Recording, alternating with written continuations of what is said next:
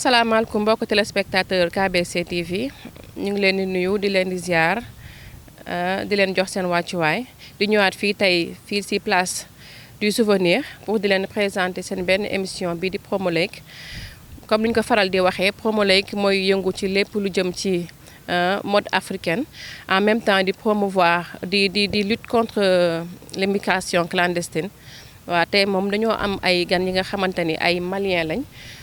ñu yëngu ci cuub ak ci karité ak ci en même temps mboq bi nga xamante ni moom la ñuy def brisure mi ngi noonu sur sama bàyyi leen ngeen ñu présenté wu monsieur. Salaamaaleykum moi c'est Amadou Diallo résident au Sénégal mais je suis au marché malien qui se trouve au niveau de la salle de vente de Dakar.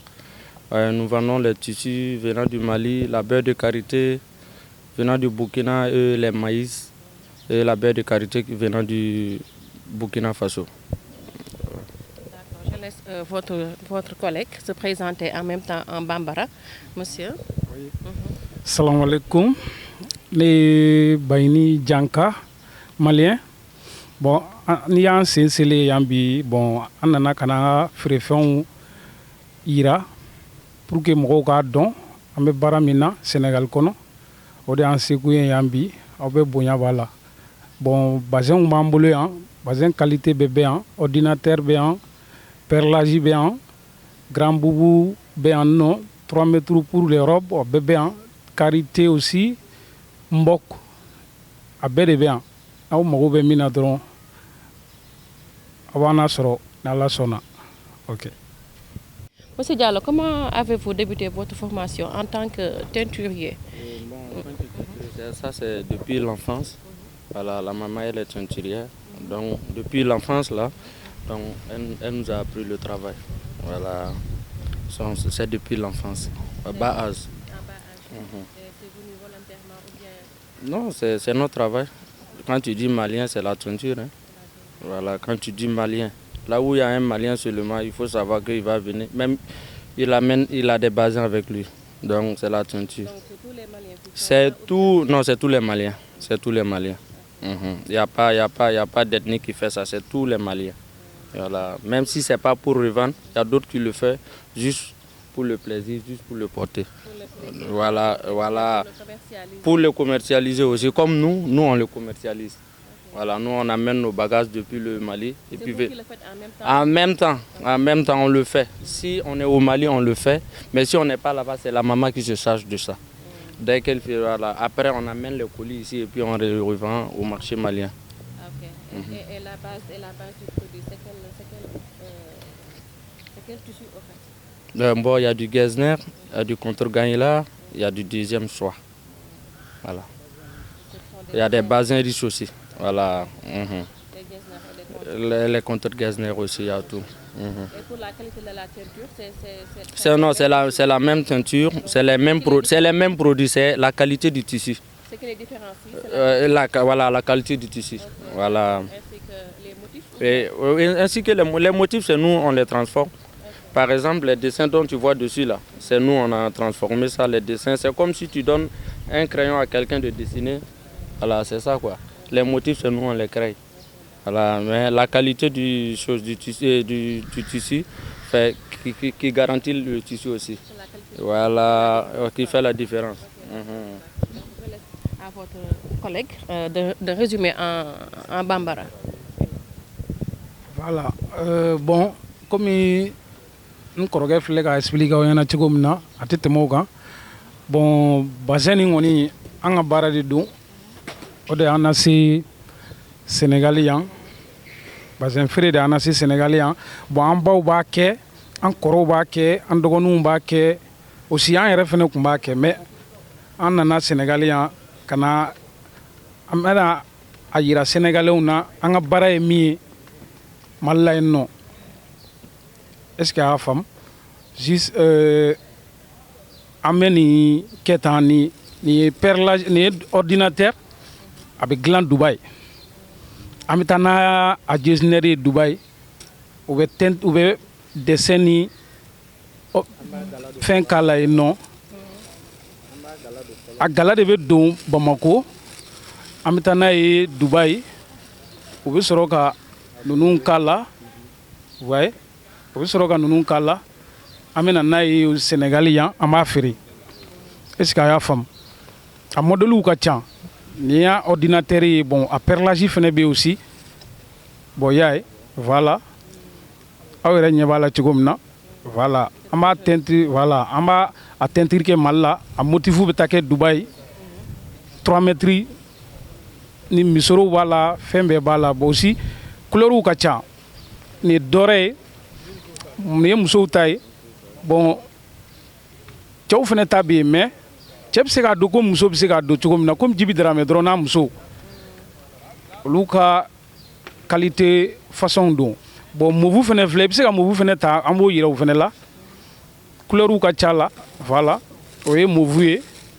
aw yɛrɛ ɲɛ b'a la voilà voilà nin fana y'a motif wɛrɛ i y'a ye nin fana y'a motif wɛrɛ nin fana ye 3 mètres ni misoro ye voilà bon nin ye a bɛ fɔ nin ma ko bamanankan na an b'a fɔ nin ma ko sirilen ya ni cɛ bɛ se ka nin don muso bɛ se ka don nin 3 mètres nin bɛ kɛ ko tout ça c'est en Getzner. Ça c'est mix. Voilà. Ça c'est en Getzner aussi. Ça aussi c'est en Getzner. Là on fait la teinture, on l'amène en Dubaï pour qu'on puisse terminer. Voilà. Okay, d'accord. Voilà, c'est en Getzner. Là, pour la broderie. Quoi. Voilà, pour la broderie, il y a aussi les perlages Dubaï là. Ok. Ok. D'accord. Bon, ce modèle là, c'est des 3 pièces. Là, c'est pour les grandes mamans. Là, tu as 3 pièces. Tu as le grand boubou, le pain, le foulard et l'écharpe. Et puis, on fait la livraison partout. Dans le monde entier. Il y a les GP pour ça. Et nous sommes au marché malien qui se trouve au niveau de la salle de vente, près du marché Sandaga. Près du marché Sandaga. Et là, on peut vous laisser notre numéro. Il y a le numéro 77 844 25 93. Tout ça, c'est en Getzner. Tous les modèles dont on vous a amené aujourd'hui, c'est des originaux. Voilà, c'est des originaux. Là, c'est les 3 pièces. Là, tu vois, ça, c'est le grand boubou. Là, c'est le foulard et le pain. Là, c'est l'écharpe. Voilà, c'est des 3 pièces. Donne-moi ce couleur-là. Ça aussi, c'est pareil. Ouh, ça c'est Madame Sonko. Quel premier ou bien deuxième? Ça, tout, ça là, c'est pour les deux. Tu vois comment ça brille? C'est la qualité. Ça, c'est le pire Getzner. Autrice, 5 étoiles. Voilà, nous sommes juste au marché malien qui se trouve au niveau de la salle de vente, près de Sandaga. Nous faisons aussi la livraison partout. Partout, le numéro est là, 77 844 25 93. Je laisse votre collègue résumer en Wolof.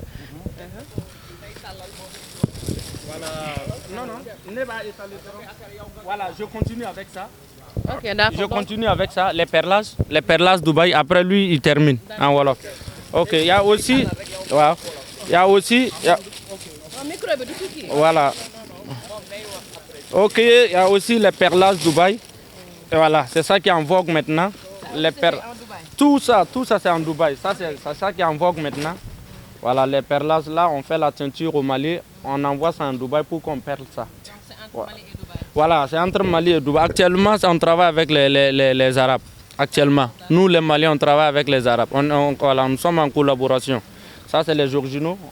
Voilà, bien teintés, envoyés en Dubaï. Et puis, ils font voilà, les perlages. Voilà. Nous sommes toujours au marché malien. Nous faisons la livraison partout. Voilà, le numéro est là, 77 844 25 93. Ok. Et vous allez terminer en Wolof. Ok, salam alaikum. Mbokku sénégalais maa ngi leen nuyu ku nekk sa tur ak sa sant maa ngi tudd Bayni Dianka marché malien foofu lay jaayee cuub yi bu ñu leen wan tey pour ay cuub yi nouveauté lañ bii nii bu mu yor nii bii mooy tudd perlage Dubaï bii nii moom beneen affaire la couleur bu nekk am na ci 3 mètres la am na 3 mètres am na ay 4 mètres. bii nii moom dañ koy teinture Mali mais yóbbu ko Dubaï comme li ngeen koy gisee perlage yi nii ngeen gis ni lii Dubaï lañ koy defee moo tax mu tudd nii perlage léegi beneen bi aussi mooy comme bii nii mooy ennetant yi waaw bii mooy enne pour les mariés mbokku xale yi jigéen yi moom gaaw leen ngeen am jëkkër ngeen ñëw bii moom macha allah bi tamit am na couleur bu ne bi mooy palman waaw bii nii dañ koy palman def VIP moom la ñuy tudd anytime bi moom ça fait en designer lépp lu ñuy indi nii yëpp ay designer lañ voilà lii moom pour xale yi jigéen lañ pour xale yi jigéen ne wala jeex yi aussi voilà gaaw leen ngeen ñëw ñoo ngi ci marché malien à côté de Sandaga suñu numéro baa ngi noonu.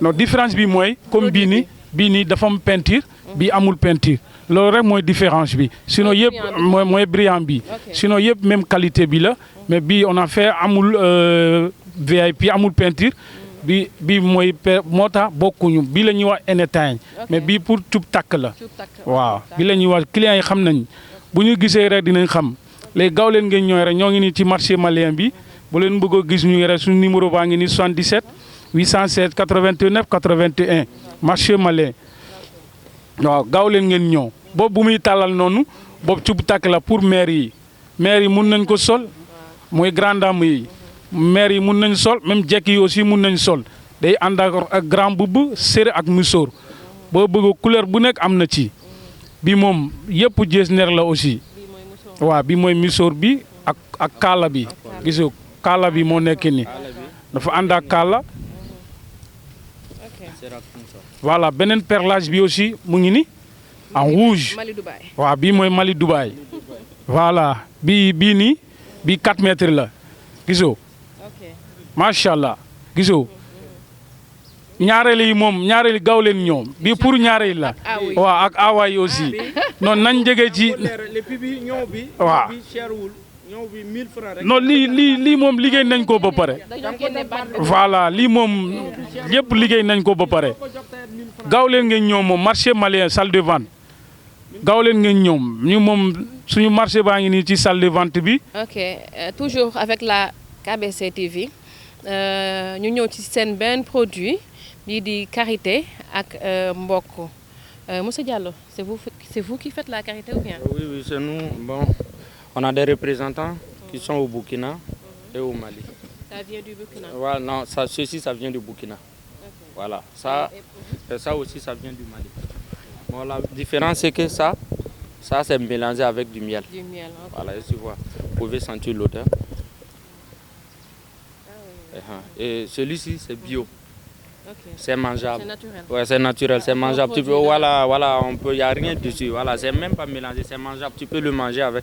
Puisque chez nous, il y a des pâtes dont on prépare avec de la beurre de karité. Okay. Voilà, ça vient du Mali. Et ça se mange. Et puis tu te pommades très bien, c'est bon pour les cheveux. Voilà, même les massages, surtout. Voilà, c'est bon pour le corps, surtout les vieilles personnes. Là. Dès que tu te masses avec, voilà, ça te soulage, quoi. Voilà. Et là c'est le maïs. Et les Sénégalais disent mbok. Ouh, ça soumet là, c'est trop bon. Maïs brisé. Ouais, maïs brisé. Ça c'est trop bon. C'est trop bon. Okay. Voilà, ça vient du Mali et du Burkina. Ça vient du bouilli. Ça vient du Mali et du Burkina. Et d'autres plats, et d'autres. On fait même le plat, le thon avec. Ah bon? Yeah, c'est trop bon. Là-bas c'est du thon. Okay. Voilà, comme ici c'est un pays tout bas. C'est pourquoi voilà, ils font du sommet.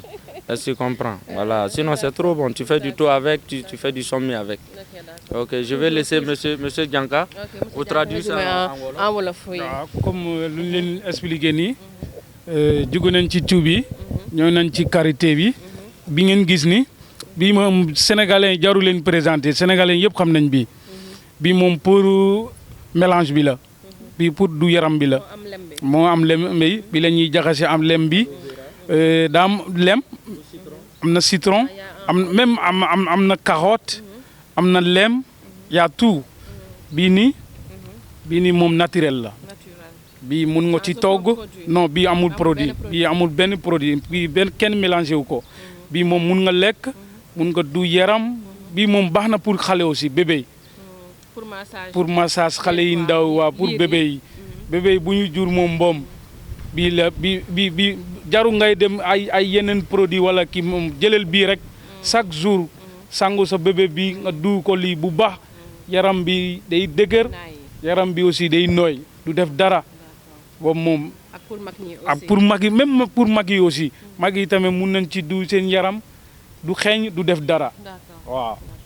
mun nga ko lekk tamit de. indi mbokk bi waaw mbokk bi tamit bii moom chaque jour dañ koy jaay bii moom jarul présenté moom yi sénégalais moom xam nañ bii neex na ci sommi neex na ci même façon bu toog bu nekk mun na ci kii pour waaw même bi surtout boo ko def sommi boo ak gloria bi ak meew ak boobu beneen affaire la waaw sénégalais moom mun nañ ko seere boobu ku bëgg ku musul ñam moom jëneel le rek seerul jëneel rek nga jaay nga essayé ko ñoo ngi nii soo bëggee rek ñoo ngi ci marché malien bi ci salle de vente bi soo bëggee rek suñ contact bi 77 816 89 81 soo bëggee rek woote ñu rek boo bëgg saaku même en gros mun lan la ko livrer partout boo nekk ci Sénégal partout aussi du monde incha allah. d'accord inchallah merci beaucoup jërë ngeen jëf immigration clandestine. Parce que l'émission ça parle de l'immigration clandestine en même temps. Ça ne vous a jamais tenté de... Jamais. Moi, ça ne m'a jamais tenté. Bon, j'ai pas eu ce courage.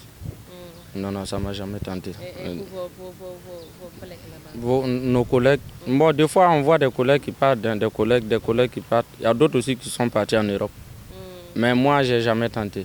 Je n'ai jamais venu à l'idée de faire ça. Voilà, comme j'ai mon travail, je vends, donc alhamdulillah. Vous êtes en sécurité? Je suis depuis 2011, je suis en sécurité. Je suis en sécurité. Machallah. Yow nag immigration clandestine mosoo ko xalaat j'espère. non loolu moom mosuma ko xalaat benn yoon. bi ma xalaat moom mooy ñëw Sénégal parce que sama mbokk bi mi ngi fii am na sama benn tante mooy magu sama yaay fii la seyoon yàgg na moo tax ma ñëw fii mais essay ni gaañu na yàlla yërëm ko loolu moo tax ma xam Sénégal moom commerçant bu mag la woon muy tudd Djeneba Doumbouya moom ma indi fii Sénégal ma xam fii yàlla def ni moom mu gaañu essay mais dara yàqul daal maa ngi fii moom maa ngi liggéey maa ngi sant yàlla. amul sa yenn mbokk yi nga xamante ne tamit jël nañ gaal bi. non loolu moom. loolu moom aussi ñi nga xamante ne dañ ko bëgg ca. mais loolu moom damay lancer message sama mbokku xale yi sama mbokku mag yi nañ def attention foo nekk sa wërsëg mi ngi foofu c'est que jël gaal bi moom vraiment. du kii solution. non du solution. nan ñaan yàlla réew bi am jàmm ñu ñaan suñ président aussi ñu may ñu xale yi liggéey inchallah xale yi bëri jàng nañ amuñu liggéey loolu moo tax xale yi jël gaal bi bëgg a dem Europe pour daanu seen doole bi foofu affaire daal bi moom loolu rek la. waaw mën nañ tekk ci dëkk bi daal. waaw loolu moom mais damay lancer sama xale yi moom nan def attention nan xaar yàlla dem dal bi moom loolu du solution du sens daal man li may ñaan moom xale yi pour Sénégal pour partout Afrique am jàmm am suñ président yi déggoo pour xale yi mën a am liggéey daal ñun moom loolu rek mooy suñ solution loolu rek mooy suñ ñaan bi moom waaw incha allah moom ngeen wax loolu suñ président bi ci aussi ñun étranger yi tamit nañ may chance aussi pour ñu mën a liggéey jàmm vraiment ñoom moom mi ngi santi Sénégal ñu ngi fii moom am nañ ci jàmm mosuñu am problème bon loolu moom ñu ngi sant yàlla vraiment dañu ñaanee rek réew bi am jàmm yëpp am jàmm waaw loolu lañu daan ñaan daal man sama dernier moom maa ngi gërëm yéen télévision yi bëgg ñaan leen ni rek télé bi dem ci kaw ci kanam rek incha allah télé bi nekk télé bu mag incha allah partout du monde loolu laa leen ñaan vraiment merci. Monsieur Diallo, votre dernier mot? Moi, mon dernier mot, c'est juste que Dieu fasse que la paix revienne en Afrique. Voilà, que Dieu fasse que votre... Que Dieu... Bambara, ok. An kɔni an bɛ dugawu kɛ Ala ka na ni hɛrɛ ye Sénégal kono Afrique bɛɛ lajɛlen ala kana ni hɛrɛ ye an bɛ ala fana deli teleso nin KBC TV ala ka taa ɲɛ a kɛ telesoba ye diɲɛ bɛɛ k'a dɔn voilà bon an nana hɛrɛ la ala k'an bɛɛ lawuli a hɛrɛ la an ka segin so hɛrɛ la.